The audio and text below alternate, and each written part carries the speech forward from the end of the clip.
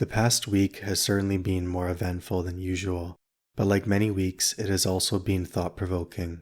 The first significant event of close proximity was a planned protest for parental rights, and the second event was a shooting that killed a police officer a few days later. Although both events are unrelated in the sense they didn't influence or cause one another, there's a common underlying theme that unites them in my mind. Conflict. Specifically, are these two events further examples of the notion that conflict is inevitable? Furthermore, if conflict is inevitable, then what is the root cause of conflict, and can we mitigate the effects of this cause? Today's discussion intends to ascertain the root cause, or origin, of conflict, and this objective will be performed through two methods. First, an examination of possible causes and related factors that facilitate conflict, and second, once possible causes have been identified, then their practical implications will be highlighted. As is customary for my discussions, a mix of first-hand personal experience and external observation of others will be utilized to extract fundamental insights. To begin, before we can examine conflict, it's necessary to establish context and highlight fundamental premises that significantly affect our existence. In this way, we can achieve a more profound understanding of conflict and why it occurs. Fundamental premise number 1. The default state of life is suffering and hardship. Phrased differently, it's inevitable that you'll experience pain and hardship in life, not always in comparable degrees or periods of time, but this truth remains. While you aren't guaranteed to be happy or content, the opposite state, that of sadness or discontent, will undoubtedly occur unless you take preventative measures. Because suffering is inevitable, we must work to mitigate its consequences, and this is typically performed by creating the best life possible despite the suffering. Fundamental premise number 2. Our lives are finite and we only have so much time before we expire. Knowing this, we're forced to maximize our limited time by avoiding distractions and energy drains, which is easier said than done.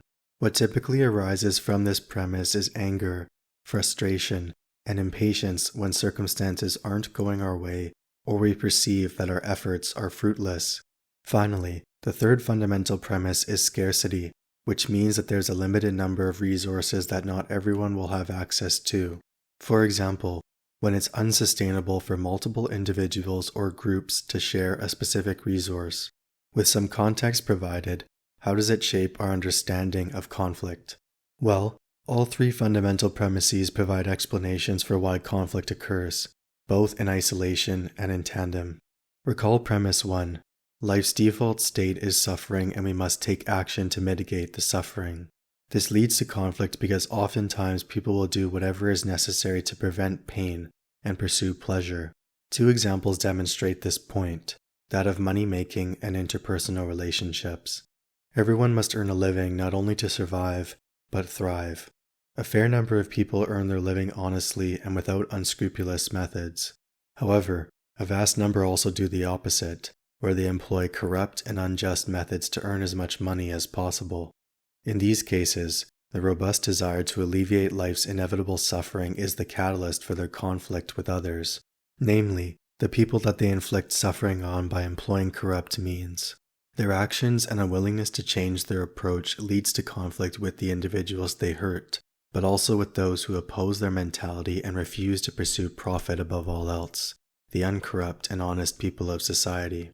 Regarding interpersonal relationships, conflict evidently arises because individuals have distinct approaches and preconceived notions which don't always align. Despite this fact, these differences can be managed if there's a willingness to do so. However, if one person takes a hedonistic view where they pursue pleasure above all else, then conflict becomes inevitable. Hookup culture demonstrates this point well, where someone sleeps around for the sole objective of pursuing instant gratification to the detriment of their character and soul, in addition to damaging their relationships and reputation with others. These examples tie in with premise 2. Because our time is finite, we cannot afford to waste it. We realize that we'll die one day, and so this naturally affects our decisions, how we act, and how we spend our finite time. Conflict is reinforced by this fact since many of us wish to achieve as much as possible despite our mortality. Whether it's raising families, having a successful career, or achieving some other grand objective, there's only so much we can do. Additionally, we can't do it alone, and we frequently encounter resistance from others, either overtly or inconspicuously. Disputes arise because not everyone will feel the same sense of urgency that you do, nor will they perceive the world exactly as you do. Premise 3, resource scarcity, is perhaps the most obvious reason for conflict. Two people or groups of people come across a desirable resource, such as a desert oasis with viable drinking water, but this resource can only support one of them. Therefore, conflict is inevitable and they'll fight to eliminate the other so they can possess the finite resource. A rather simplistic example, but conflicts over resources have dominated human history and they'll continue to do so. Individually, the premises have profound insights, but now let's evaluate them holistically. Once again, premises 1, 2, and 3 remark the following. Suffering is inevitable, but we can alleviate that suffering and turn it into something positive if we make genuine attempts to do so. Next, eventually we will die, so we must maximize our limited time before it runs out. Finally, we are competing over scarce resources that not everyone will be able to possess, and it's frequently the case that two people, or groups of people, can't share the same resource because it's unsustainable. So, what can we determine when the three premises are paired together? First off, we can confidently understand why conflicts and disagreements inevitably arise based on these facts alone, even before we examine other considerations. Values and perspectives aside, it's evidently natural to act out of self-preservation. If we aren't selfish to a certain degree and fail to acquire the necessities for survival, then we'll ultimately perish sooner than expected. This pits each person against the other by default because while you're attempting to get by, so are the others around you. If we liken this phenomenon to a traffic jam, where everyone is attempting to reach a certain destination that represents survival and success, paradise, let's say, then it makes logical sense that people will do what they can to gain an advantage. Perhaps that means weaving in and out of traffic whenever there's an opening, and perhaps that also means failing to let others in front of you when they try to merge from other lanes. This metaphor is easy to imagine because most of us know firsthand what it's like to be stuck in gridlock or bumper-to-bumper traffic. It's tedious, frustrating, and dispute-provoking due to its inflammatory nature.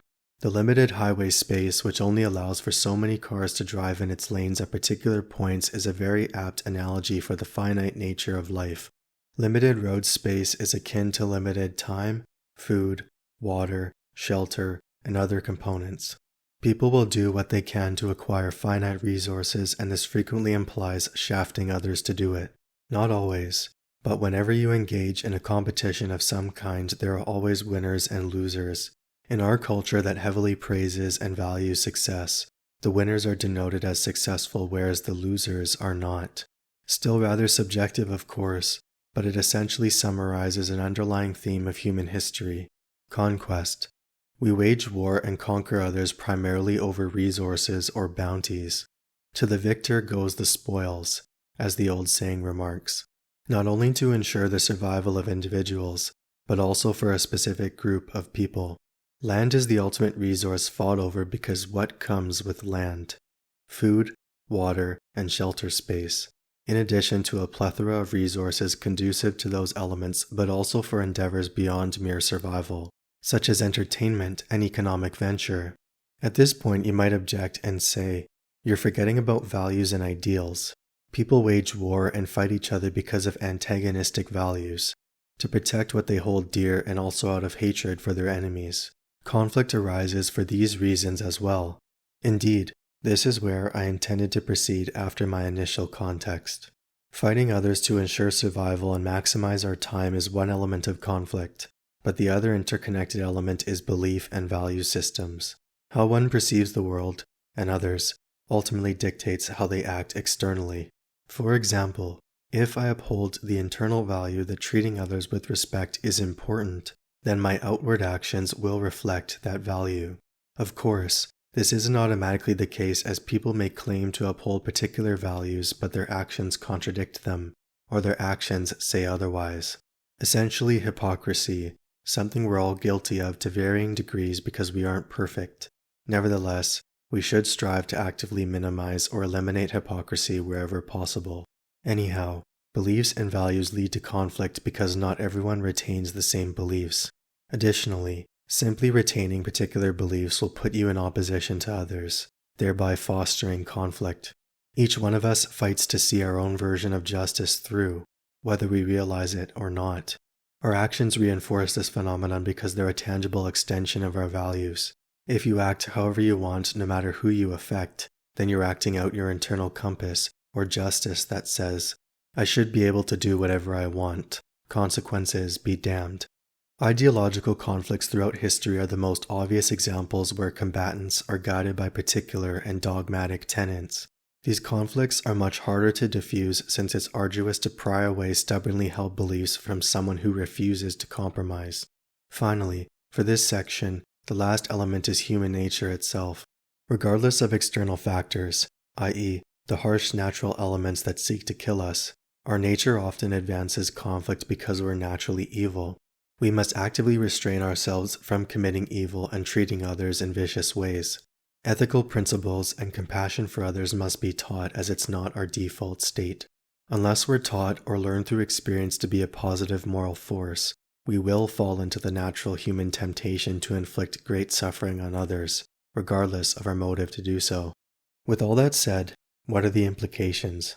If conflict is essentially inevitable due to the necessity for survival, our vulnerability, finite time, the state of our world with its limited resources, and human nature, then what should we do? The answer to this question is something you must ascertain for yourself. It's not something that will come about on a whim, but rather, careful deliberation is necessary to reach a meaningful conclusion. Through my experiences, I've also realized these facts about conflict. Not everyone thinks the way I do. Additionally, not everyone has the exact same level of understanding or awareness of particular circumstances and issues as I do. Likewise, the same is true when I attempt to relate to others. Unless I've walked in their shoes for a prolonged period of time, I'll never truly understand what they've gone through. Even then, complete understanding is impossible since each of our experiences are solely our own. What you value and classify as important is something that you've decided in one way or another, just as I've done with my values. Anyhow, despite suffering various mistreatments from others, such as overt bullying or being disrespected in more subtle ways, this doesn't automatically imply that I should carry those negative sentiments forward. St. Paul remarks in Romans chapter 12, verse 17, that we should, quote, recompense to no man evil for evil, provide things honest in the sight of all men, end quote. I like the King James translation better compared to the New International Version, which states, quote, do not repay anyone evil for evil. Be careful to do what is right in the eyes of everyone, end quote. I suppose doing what's right is one manner to advocate for integrity, but unless you have a clear sense of right and wrong, doing what's right can instead mean to do what's right for yourself and not others. Whereas being honest certainly compels you to do the right thing, especially when there's a robust urge to conceal the truth from others, which is evidently natural among humanity. The reason I highlighted this verse is because whenever we're treated unjustly, it's easy to respond with further injustice. Violence breeds violence, as another old adage remarks, or the classic eye for an eye principle from Leviticus in the Old Testament. But as we realize, this facilitates further conflict and destruction, and so, wherever I can, I try to follow this principle of not automatically responding with further negativity and spite when I'm treated unfairly or disrespected. I avoid unnecessary conflict, but this doesn't mean that I let people walk all over me.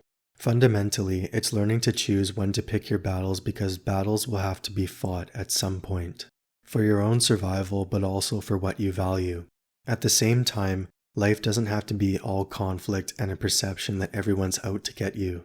You can make peace and forge alliances with others, but that takes effort and time. You don't have to face life's challenges and hardships alone, but there are also challenges that you'll have to overcome primarily on your own.